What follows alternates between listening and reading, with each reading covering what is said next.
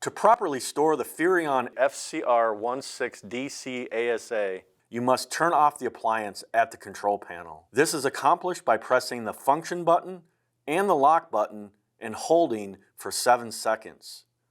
After 7 seconds, the control panel should turn off, but the light inside the appliance will not shut off for 3 minutes.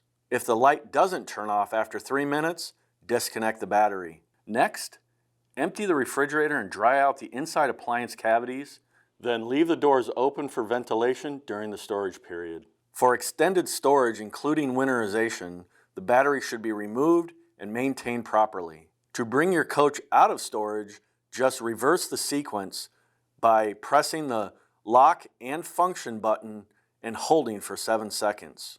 Go ahead and shut the doors and wait for the appliance to cool down. If your appliance doesn't feel cool after 2 hours, you may need to perform a hard reset of your refrigerator.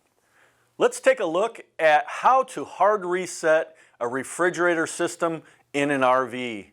Now, there are a couple different types of refrigerators you're going to see out in the field, and that is an AC type refrigerator and a DC type refrigerator. And the DC type is what we're going to focus on today.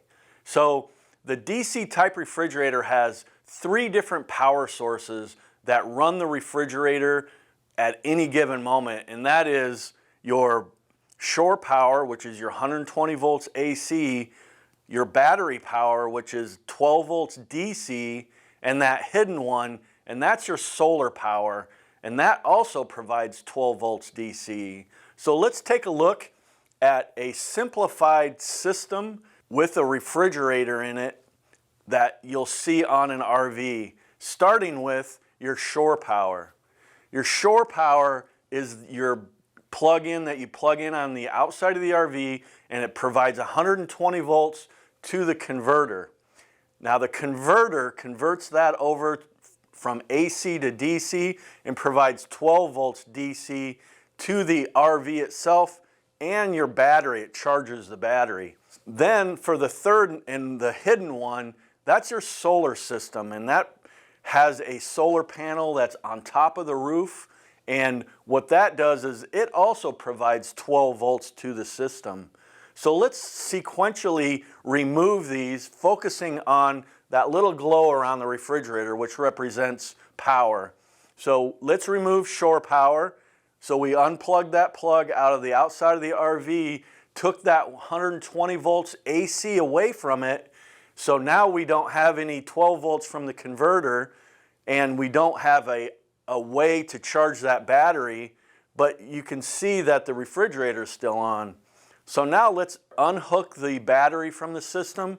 Now you don't have the 12 volts from the battery to the refrigerator, yet the refrigerator is still on.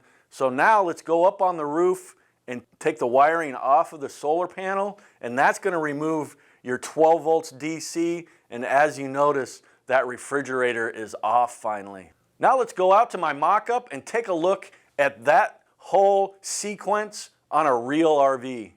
For your first step, disconnect the 120 volt AC receptacle, which is shore power, from the RV. Next, remove the 2 connections to the 12 volt battery by disconnecting the negative terminal first and then the positive terminal.